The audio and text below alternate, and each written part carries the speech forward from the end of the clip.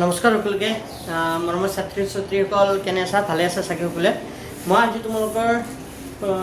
আগৰ যিখিনি টুৰ পৰা এৰিছিলোঁ সমান্তৰাল প্ৰকৃতি 5.2 কৰাইছিলোঁ আজি পিছৰখিনি অকণমান কৰি দিছোঁ আৰু কেইটামান কৰি দিছোঁ আৰু এইটো চেপ্টাৰ শেষ কৰি থাৰ্ড লেচনটো কৰি মই পৰিসংখ্যা পাঠটো তোমালোকক কৰাই দিম ঠিক আছে চাই যাবা তো সমান্তৰাল প্ৰকৃতিৰ নেক্সট প্ৰশ্নটো চাই যাবা চোৱা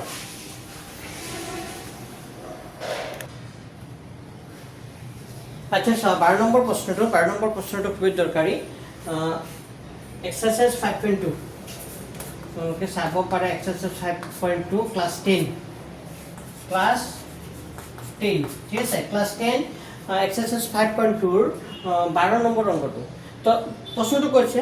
যে দুটা সমান্তর প্ৰকৃতিৰ সাধাৰণ অন্তৰ একে দুটা সমান্তৰ প্ৰকৃতিৰ সাধাৰণ অন্তৰ একে বুলি কৈছে আৰু সিহঁতৰ একতম পদ দুটাৰ পাৰ্থক্য এক বুলি কৈছে একতম পদ দুটাৰ যেটো পাৰ্থক্য এক বুলি কৈছে সিহঁতৰ 1000তম পদ দুটাৰ পাৰ্থক্য কিমান হ'ব লাগে এটা এমসিকিউ কোৱেশ্চন কেতিয়াবা দি দিয়ে তো এইটো কোৱেশ্চন ইম্পৰ্টেন্ট তো মই কি কৰিছো প্ৰথমতে ধৰি লৈছো ধৰা হ'ল যে প্ৰথম এপিটোৰ প্ৰথম পদ কি ধৰিছে এ আৰু দ্বিতীয় এপিটোৰ প্ৰথম পদ কি ধৰিছো মই এ ড্যাশ ঠিক আছে এতিয়া প্ৰশ্নমতে প্ৰথম এপিটোৰ একতম পদ মাইনাস দ্বিতীয় এপিটোৰ একতম পদ কিমান হ'ব একক কিয় হ'ব কাৰণ মই কৈ দিছে যে দুটা সমান্তৰাল প্ৰকৃতিৰ সাধাৰণ অন্তৰ একে আচ্ছা ডিটো একে ডিটো বাদ দিছো নিয়তৰ একতম পদ দুটাৰ পাৰ্থক্য মানে হ'ল বিয়োগফল মানে প্ৰথম এপিটোৰ যেটো একতম পদ হ'ব আৰু দ্বিতীয় এপিটোৰ যেটো একতম পদ হ'ব এই দুটো পদ দুটাৰ পাৰ্থক্য মানে বিয়োগফল যেনে মই যদি কওঁ 5 আৰু 2 মাজৰ পাৰ্থক্য কিমান 3 হয়নে নাই তো ঠিক তেনেকৈ প্ৰথম এপিটোৰ একতম পদ মাইনাস দ্বিতীয় এপিটোৰ একতম পদ এই দুটা সংখ্যাৰ মাজৰ ডিফাৰেন্সটো কিমান বুলি কৈছে 100 তো লিখি লৈছো তো প্ৰথম এপিটোৰ একতম পদ মানে আমি লিখিব পাৰো a plus n minus 1 into কি লিখিব পাৰো d ঠিক আছে এটো a ধৰিছো প্ৰথম পদটো ঠিক আছে মাইনাস দিছো আৰু দ্বিতীয় এপিটোৰ একতম পদ হ'ব a dash plus n minus 1 into d equal to 1 এটো এটিস কিয় দিছো কাৰণ দুইটাৰে যদি এ বুলি ধৰো তেতিয়াহলে কোনটো প্ৰথম পদৰে কোনটো দ্বিতীয় পদৰে প্ৰথম পদ সেইটো গম নাপাম তো এই কাৰণে মই দ্বিতীয় এপিটোৰ যেটো প্ৰথম পদ এ ড্যাশ ধৰিছো যে চিনি গম পাও যে এটো প্ৰথম এপিটোৰ এটো দ্বিতীয় এপিটোৰ ঠিক আছে তো প্ৰথম এপিটোৰ একতম পদ মানে হ'ব a plus n minus 1 into d n নহব আমি n টো কিমান ধৰিছে একতম পদ এটা 100 হ'ব n নহব এটো কি হ'ব 100 হ'ব প্রথম এপিটোৰ একতম পদ মানে হ'ব a plus 100 minus 1d আৰু দ্বিতীয় এপিটোৰ একতম পদ মানে হ'ব a dash plus 100 minus 1d equal to কিমান হ'ব 100 এতিয়া এটো মানে কি হ'ব এটো মানে আমি লিখিব পাৰো a plus 100 ৰ পৰা 1 গলে কিমান হ'ব 99d minus দিলো এটো কি হ'ব যদি উঠাই দে ব্র্যাকেট এটো a dash এটো ব্র্যাকেট উঠাই দিছো হে বা এবাৰ লিখি লৈছো দিয়া a dash plus 100 ৰ পৰা 1 গলে 99d equal to 100 মই কো কৰা খালি মাইনাস লিখিছো খালি ব্ৰ্যাকেটৰ যি আছে ব্ৰ্যাকেট যি হয়তো লিখি দিছো a dash plus দিলো 100 ৰ পৰা গলে 99d equal to 100 সেটো ব্র্যাকেট উঠালে হ'ব a plus 99d minus এটো a dash হৈ দিব প্লাস এ মাইনাস কি হৈ দিব minus 999d equal to 100 তো এটো প্লাসত আছে কিয়ত আছে মাইনাসত তো প্লাসত আৰু মাইনাসত থকাৰ কাৰণে দুটা কাটি দিলো কাটি দিয়াৰ লগে লগে কি থাকিব a মাইনাস কি থাকিব a dash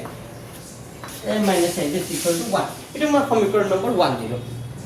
a minus a dash equal to সমীকৰণ নম্বৰ 1 দিলো আৰু কি এতিয়া আমাৰ ওলাব দিছে সিহঁতৰ 1000তম পদ দুটাৰ পাৰ্থক্য সিহঁতৰ 1000তম পদ দুটাৰ পাৰ্থক্য এটাকে মই ওপৰত এইখিনি মুছি দিছো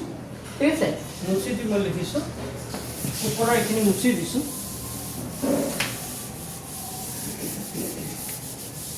এইখিনি মুছি মই ওপৰত লিখিছো চাবা দে সিহঁতৰ 1000তম পদ এটাকে প্ৰথম এপিটোৰ 1000তম পদ মাইনাস পাৰ্থক্য লাগেতো মাইনাস দ্বিতীয় এপিটোৰ 1000তম পদ তো প্ৰথম এপিটোৰ 1000তম পদ হ'ব a plus 1000 আগতে যেনেকৈ একতম পদ হলে a plus 100 minus 1d হৈছিল এতিয়া 1000তম পদ বুলি কোৱাৰ লগে লগে 1000 ৰ জাগাত খালি আহি যাব 1000 a plus 1000 minus 1d minus আছে মাইনাস দিলো দ্বিতীয় এপিটোৰ 1000তম পদ মানে হ'ব a dash plus কিয় এ ডেছ লিখিলোঁ কাৰণ দ্বিতীয় AP2 যিটো প্ৰথম পদ আছিল মই এ ডেছ বুলি ধৰি দিছিলোঁ এ ডেছ প্লাছ 1000 minus 1d ব্ৰেকেট বন্ধ তো এইটো হ'ব a প্লাছ 1000 ৰ পৰা 1000 ৰ পৰা গুচি গ'লে কিমান 1000 ৰ পৰা গুচি গ'লে কিমান হ'ব 999d মাইনাছ মাইনাছ দিলোঁ এইটো হ'ব a dash plus A minus কি হৈ যাব এইটো প্লাছ এ মাইনাছ কি হৈ যাব মাইনাছ প্লাছ এ মাইনাছ কি হৈ যাব প্লাছ এ মাইনাছ মাইনাছ এইটো 999d এইটো প্লাছত আছে মাইনাছত আছে কাটা গ'ল থাকিল কি a মাইনাছ a ডেছ ঠিক আছে a minus a dash a minus a dash মানে কি এইটো পাইছিল a মাইনাছ a ডেছ মানে কি 100 তাৰ মানে ইয়াৰ জায়গাত মই কি লিখিব পাৰো 100 এইটো কোৰ পৰা ক'ব পাৰো 1 ৰ পৰা এই কথাটো কোৰ পৰা পাইছো 1 ৰ পৰা তো ইয়াৰ এনসারটো কি হ'ব 100 কিয় হ'ল গম পালানে আমি এটো উলাইছো বাৰু a + 999d - a ডেছ আৰু প্লাস এ মাইনাস এ মাইনাস 999d তো এটো প্লাসত আছে এটো মাইনাসত আছে দুটা কাটা গ'ল তে a মাইনাস কি থাকিল a dash a minus a dash মানে কিমান হ'ব 1 টেনচৰটো কিমান হ'ব 1 বুজি পাইছা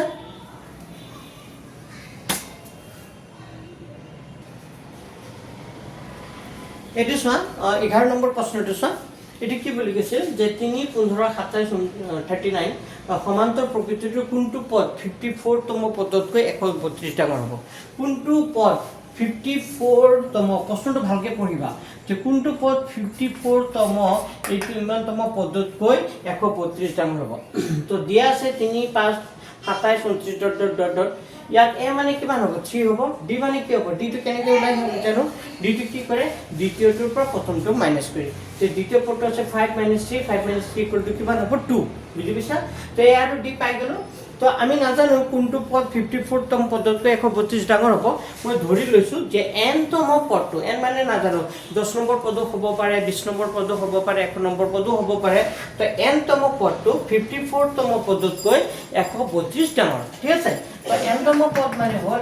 an মানে এই পদটো 54 তম পদ মানে হ'ল a54 তো n তম যেটো পদ আছে 54 তম পদতকৈ কিমান ডাঙৰ হ'ব 132 ডাঙৰ মানে n তম পদটো এই পদটো 54 তম পদতকৈ 132 কি ডাঙৰ বুজি পাইছা ঠিক আছে ওকে n তম পদ মানে হ'ব a + n - 1 * d লিখিব পাৰো আমি ফৰ্মুলা যেটো লিখো n তম পদৰ ফৰ্মুলা কি a + n - 1 * কি d আৰু a54 মানে কি লিখিব পাৰো কোৱা a54 মানে হ'ল a + 53d a54 মানে লিখিব পাৰো a + 53d প্লাস কিমান হ'ব 132 তো এতিয়া চোৱা a ইফালে আছে a বুটছেট কি কৰি দিলো কাটি দিলো a বুটছেট কাটি দিব পাৰি a বুটছেট কাটি দিয়াৰ লগে লগে কি থাকিল n টো নাজানো n - 1 * d d মানে আমি জানো d মানে কিমান আছিল 2 এটো 53 * 2 প্লাস 132 তেটো লিখিছো মই n - 1 * 2 এ লিখিছো দুটা পূৰণ হৈ আছে 3 * 2 = 6 5 * 2 = 10 106 হ'ব 106 হ'ব যোগ 132 হ'ব তো দুটা যোগ কৰি দিয়া n - 1 * 2 তো 6 * 8 3 1 1 2 238 যেতিয়া আমাক কি লাগিব n - 1 লাগিব তেতিয়া এই 238 টো ওপৰতে আছে এই দুইটো কোলে আহি যাব তললৈ যেতিয়া n - 1 * 2 = 238 আছে যেতিয়া n - 1 লাগিব 238 ওপৰতে আছে দুইটো কোলে আহি যাব তললৈ এই দুইটো তললৈ আহিলে 2 2 2 2 থাকিলে 2 গুণ 19 তাৰ মানে আমি পালো n - 1 * 119 যেতিয়া n লাগিব তাৰ ব্ৰেকেটটো নিদিও যেতিয়া n লাগিব তেতিয়া 119 - 1 ওপৰতে প্লাস 1 তাৰ মানে 120 কিবা প্ৰশ্নটো ভুল হ'ল নেকি আচ্ছা ঠিক আছে একবাৰ চাই লৈছো হ্যাঁ কিবা কোনো ভুল হ'ব পাৰে এক মিনিট ৰখা মোৰ এটা মিক্সনে চাই লও এক মিনিট ৰখা চাই লৈছো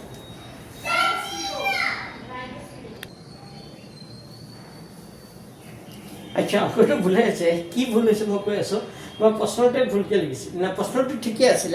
আমাৰ ইয়াত ভুল হৈছিল খুব ভুল হৈছিল কৈছো দিয়া আছে 3 সমান্তৰ প্ৰকৃতিটো দিয়া আছিল 3 15 27 দিয়া আছিল তো ইয়াত a মানে 3 d মানে হ'ব এটো হ'ব লাগিছিল 15 - 2 তাৰ মানে এটো 12 হ'ব কি হ'ব 12 ঠিক আছে চাই লবা তো খালি 2 জায়গা 12 লিখি দিয়া বাকি অঙ্কটো ঠিক আছে কোনো প্রবলেম নাই 12 লিখি দিয়া তেতিয়াহ'লে এইখিনি সংখ্যা ডাইৰেক্ট হ'ব এইখিনি বদলি হ'ব এইটো বদলি হ'ব তেতিয়াহ'লে আমি পূৰণ কৰিব লাগিব কিমান কিমান পূৰণ কৰিব লাগিব কোৱা ৰাখি দিছোঁ আমি পূৰণ কৰিব লাগিব এই 12 আৰু 53 into 12 পূৰণ কৰাচোন 3 দুগুণে 6 5 দুগুণে 10 3 দুগুণে 3 5 দুগুণে 5 6 3 6 636 এইটো হ'ব n - 1 into 2 লিখিছোঁ এইটোটা প্লাস কৰি দিয়ে 636 plus 152 8 6 7 7 6 8 যেটা আমাক কি লাগিব n - 1 লাগিব তো 7 6 8 ওপৰতে হ'ব এইটো d2 আমি ইয়াতো লিখিব লাগিব ইয়াতো 12 কৰি দিয়ে এইটো 12 হ'ব d2 12 হ'ব এই 12 টো ক'লে আহি যাব তললৈ তো d2 12 আহিলে 5 বাৰ 29 6 বাৰ 72 হ'ব 4 বাৰ 64 হ'ব তাৰ মানে আমি পালো n - 1 মানে 64 আৰু যেটা আমাৰ n ৰ মান লাগিব তেতে 64 আগৰ পৰা আছে -1 টো উফালে গলে +1 তেতে হলে 65 হ'ব টেনচাৰ টু 65 कैसे तो 65 तम पद टू 65 तम पद टू 54 तम এনেকা লিখিবা 54 तम পদত গৈ 125 ডাঙৰ ঠিক আছে 54 তম পদ টু 65 তম পদ টু 54 তম পদত গৈ 125 ডাঙৰ ঠিক আছে বুজি পাইছে চল আচ্ছা স্যার 10 নম্বর অঙ্কটা স্যার এটা করে দিছো ধরা হল আমার প্রশ্নটো কইছে প্রশ্নটো মই নিলিখিলো এটা সমান্তর প্রকৃতির 17তম পদটো 10তম পদটোকে 7 ডাঙৰ তো সমান্তৰ প্ৰকৃতিৰ সাধাৰণত নিৰ্ণয় কৰা আমাক কৈছে এটা সমান্তৰ প্ৰকৃতিৰ 17তম পদটো 10তম পদটোকে 7 ডাঙৰ তা সমান্তৰ প্ৰকৃতিৰ সাধাৰণত ডি নিৰ্ণয় কৰা তো আমাৰ সাধাৰণত ডি ওলাব দিছে তো ডি টো মই ধৰি লৈছো ধৰাফল সমান্তৰ প্ৰকৃতিৰ সাধাৰণত ডি ইকুৱেল প্ৰশ্নটো ছিল ওলাব লাগে আমাৰ প্ৰশ্নতে কৈ দিছে যে যেটো 17তম পদ 10তম পদটোকে 7 ডাঙৰ মানে 17 নম্বৰ পদটো হ'ব a17 10তম পদ হ'ব a10 মানে এইটো ইয়াতকৈ 7 ডাঙৰ যদি এইটো পদ ইয়াতকৈ 7 ডাঙৰ হয় তেতিয়াহ'লে কম এইটো হৈ আছে তো ইয়াৰ লগত কি কৰি দিয়া যোগ কৰি দিয়া কমটোৰ লগত সদায় যোগ কৰিব লাগে তেতিয়া দুটা সমান হ'ব তো 17তম পদ মানে কি লিখিব পাৰো a + কি লিখিব পাৰো 16d a10 মানে কি লিখিব পাৰো a + 90 + 7 আকৌ কৈছো 17তম পদ মানে কি লিখিব পাৰো a + 16d আৰু 10তম পদ মানে কি লিখিব পাৰো a + 10d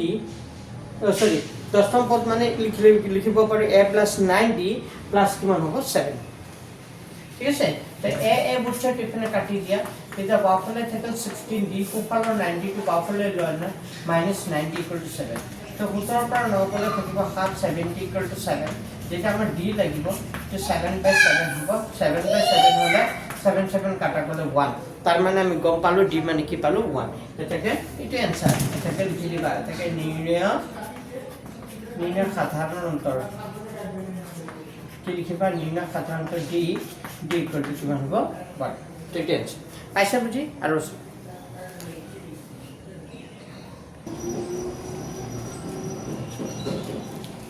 আচ্ছা সোয়া ইয়াত মই প্ৰশ্নটো লিখি দিছো প্ৰশ্নটো হ'ল যদি এটা সমান্তৰ প্ৰকৃতিৰ তৃতীয় আৰু নৱম পদ দুটা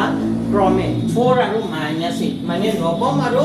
কি দিছে তৃতীয় আৰু কি বুলি কৈছে নৱম তৃতীয় আৰু নৱম পদ দুটা আমাক কৈ দিছে তৃতীয় মানে হ'ল 3 নম্বৰ নৱম মানে 9 নম্বৰ তো তৃতীয় আৰু নৱম পদ দুটা 4 আৰু যদি -8 হয় তে কোনটো পদ শূন্য হ'ব আমি নাজানো কোনটো পদ শূন্য হ'ব তো সমাধান দিয়া আছে কি দিয়া আছে তৃতীয় আৰু নৱম দিয়া আছে তৃতীয় বুলি ক'লে a3 মানে কিমান দিয়া আছে কোৱা 4 তৃতীয় পদ তৃতীয় আৰু নৱম কৈছে তো তৃতীয়টো a3 মানে 4 a3 মানে আমি লিখিব পাৰো a + 2d এটা সমীকৰণ নম্বৰ 1 হ'ব তৃতীয় মানে কি লিখিব পাৰো a + কি লিখিব পাৰো 2d আৰু নৱম মানে আৰু বুলি লিখিছো আৰু নৱম বুলি ক'লে n9 = কিমান দিয়া আছে -8 n9 মানে আমি লিখিব পাৰো a + 7d সৰি a + কি লিখিব পাৰো 8d = -8 এটা সমীকৰণ নম্বৰ 2 নৱম বুলি ক'লে a + 8d লিখিছো আৰু তৃতীয় বুলি ক'লে a + 2d লিখিছো তো দুটা সমীকৰণ পাই গলো এতিয়া দুটা সমীকৰণ পাই যোৱাৰ পিছত এই দুটা সমীকৰণৰ পৰা তুমি a আৰু d লিখিবা আমি যিমান নম্বৰ পদে ওলাব নিদিয়ক নিদিওঁ কিয় আমাক সদায় এ আৰু কি লাগিব ডি লাগিব তো আমাক দুটা সমীকৰণ যেতিয়া পাই গ'লোঁ এই দুটা সমীকৰণ আমি সমাধান কৰি প্ৰথমতে এ আৰু কাৰ মান ওলাম ডিৰ মান ওলাম এ আৰু ডি যেতিয়া পাই যাবা তেতিয়া আমি আমাৰ কি ওলাব দিছে এইটো এইটোৰ ওপৰত ফ'কাছ কৰিম তো আমাৰ কোনটো পথ শূন্য হ'ব লাগিছে আমি ধৰি ল'ম তেতিয়া এনতম পথটো শূন্য হ'ল বুলি তেতিয়া এনৰ মান ওলাই দিলে ওলাই গ'ল এনচাৰ ঠিক আছে তো দুটা সমীকৰণ পাই গ'লোঁ এতিয়া আমি এই দুটা সমীকৰণ সমাধান কৰিম এটা সমাধান কেনেকৈ কৰিম চাই লওঁ এতিয়া এইটো যেহেতু এ সহগটো 1 আছে ইয়াৰ সহগটো 1 আছে মিলি আছে তো এতিয়া আমি কি কৰিম 1 - 2 কৰি পাওঁ ডাইৰেক্ট 1 ৰ পৰা 2 কি কৰি দিম বিয়োগ কৰি দিম 1 ৰ পৰা 2 বিয়োগ কৰিলে কি হ'ব এই বাওঁফালৰ পৰা কি বিয়োগ হ'ব বাওঁফালটো বিয়োগ হ'ব আৰু এই সোঁফালৰ পৰা সোঁফাল বিয়োগ হ'ব তো বাওঁফালে আছে a + 2d তাৰ পৰা মাইনাছ হ'ব a + 8d বুজি পাইছা বাওঁফালৰ পৰা বাওঁফাল বিয়োগ কৰিলোঁ সমান হ'ব সমান দিবা 4 মাইনাছ ইয়াত নচলে ভুল কৰে 4 মাইনাছ -8 লিখি দিয়ে সৰি 4 - 8 লিখি দিয়ে তো প্ৰথমটোৰ পৰা মই যেতিয়া দ্বিতীয়টো বিয়োগ কৰিম 4 মাইনাছ দ্বিতীয় পদটো আছে -8 4 মাইনাছ -8 হ'ব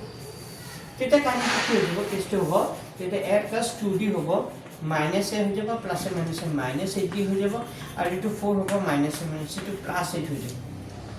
প্লাস তেতিয়াহ'লে প্লাসে মাইনাসে দুটো কি কেনসেল গুচি গ'ল তো দুটা দি জমা 8টা দি ধাৰ তেতিয়াহ'লে মাইনাস থাকিব 60 আৰু 8 সাইডে কিমান হ'ব 12 যেটা আমাৰ ডিৰ মান লাগিব 12 আগৰ পৰা আছে এই 6 টো -6 টো ফুলে যাব তললৈ তো -6 টো তললৈ হলে 6 ৰে 12 কেবাৰ যায় দুবাৰ তো ডি মানে ওপৰত প্লাস তলত মাইনাস প্লাসে মাইনাসে কি হ'ব মাইনাস ডি মানে কিমান হ'ব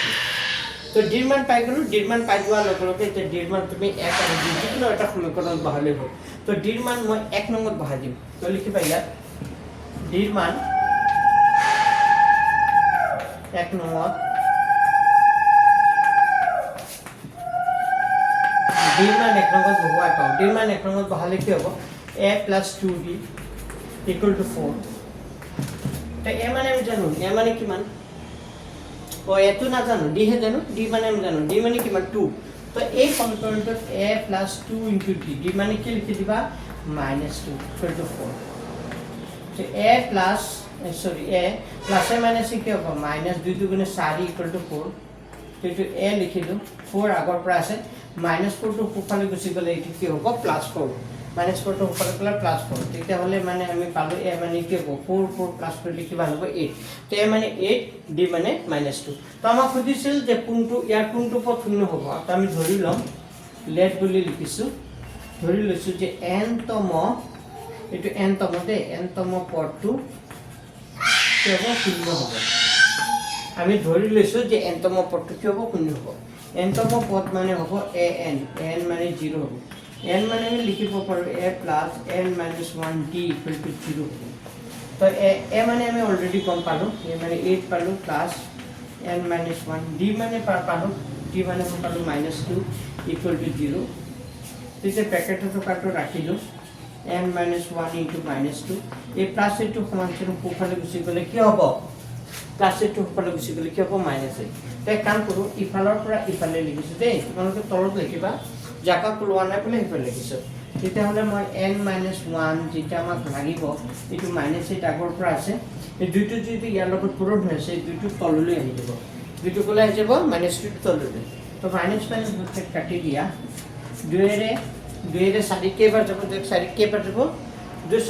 ৰে 8 কেইবাৰ যাব 4 বাৰ তেতিয়া কি থাকিব n - 1 = থাকিব n - 1 = কি থাকিব 4 তেতিয়া n ৰ মান লাগিব n ৰ মান যেতিয়া লাগিব 4 আগৰ পৰা আছে -1 টো ওপৰৰ পৰা +1 তেতিয়া n মানে হ'ব চাগে কিমান হ'ব 5 টেনচৰটো পাই গ'লো তাৰ মানে 5 তম পদটো কি হ'ব শূন্য হ'ব বুজি পাইছা তেনেকৈ কৰে তো ধুনীয়াকৈ এনচাৰটো লিখি দিবা এটাকে 5 তম পদটো শূন্য হ'ব এইটোৱে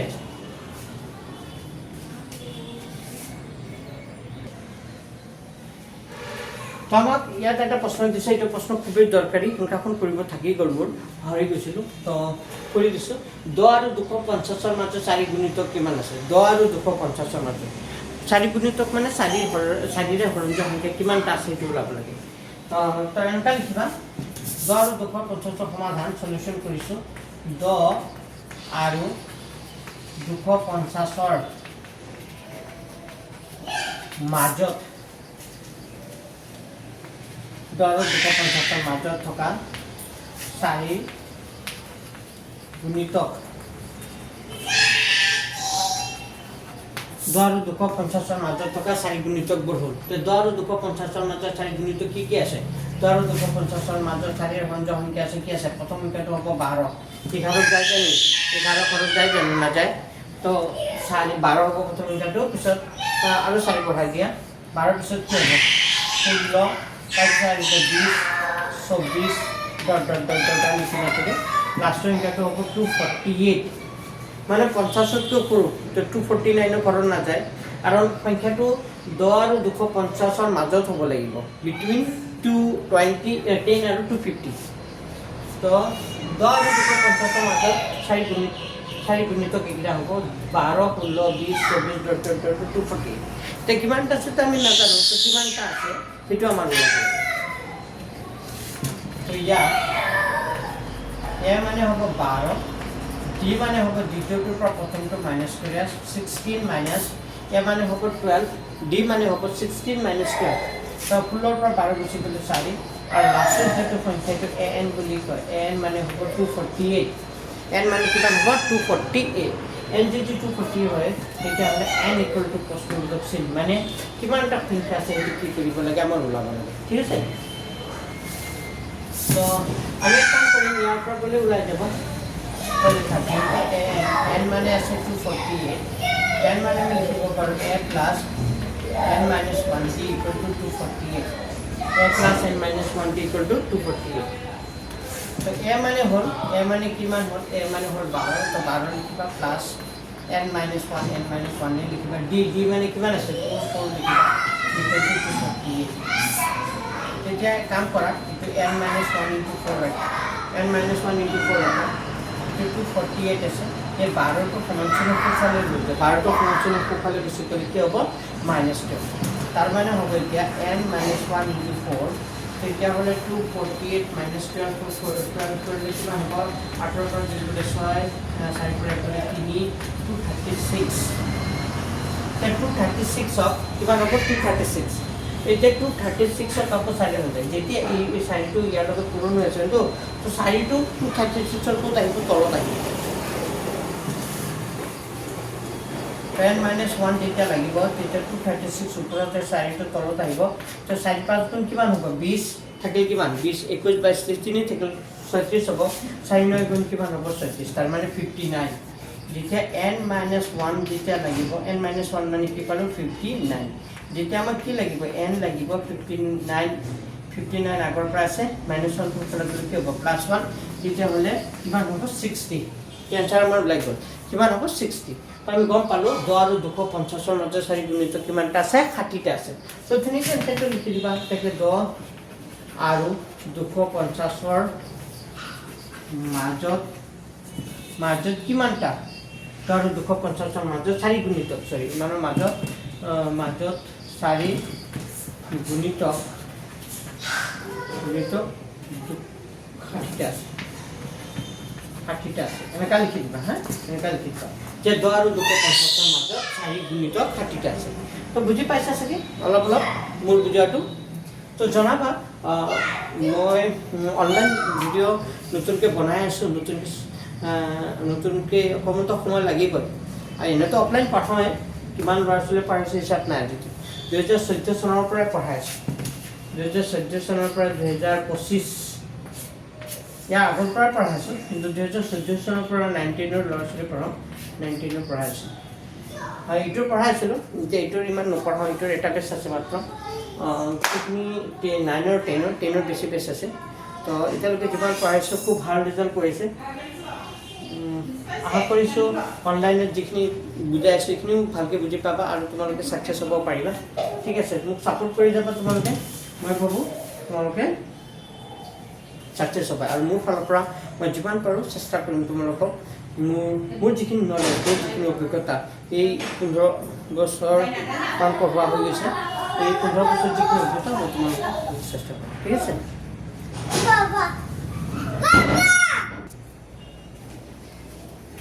আচ্ছা ঠিক আছে অংকটো বুজি পাইছে চাগে মাজতে মোৰ ল'ৰাটো আহি গৈছিলে অকণমান দিগদাৰি কৰে তাৰ কাৰণে ভিডিঅ' অকণমান দিনত বনাবই নোৱাৰোঁ ৰেচিপিটো মই মাজে মাজে বনাই যাম বাৰু এনেকৈ যিয়ে নহওক এই মই একেটাই কৰিলোঁ আজি ইয়াতে ফিনিছ কৰিলোঁ কাৰণ সি এতিয়া আহি দিগদাৰি কৰিব নোৱাৰে নহ'লে আৰু বনোৱা ইচ্ছা আছিলে আৰু কেইটামান সেইখিনি চোৱা সেইখিনি শিকা প্ৰেক্টিছ কৰা ঘৰত ৰেগুলাৰ প্ৰেক্টিছ কৰি যোৱা মই ভাবোঁ নোৱাৰা কাম একো নাই ঠিক আছে তো অংকটো প্ৰেক্টিছৰ ওপৰত নিৰ্ভৰ কৰিব তোমালোকে যিমান ঘৰত কৰিবা ইমান পাৰিবা ঠিক আছে হ'ব দিয়া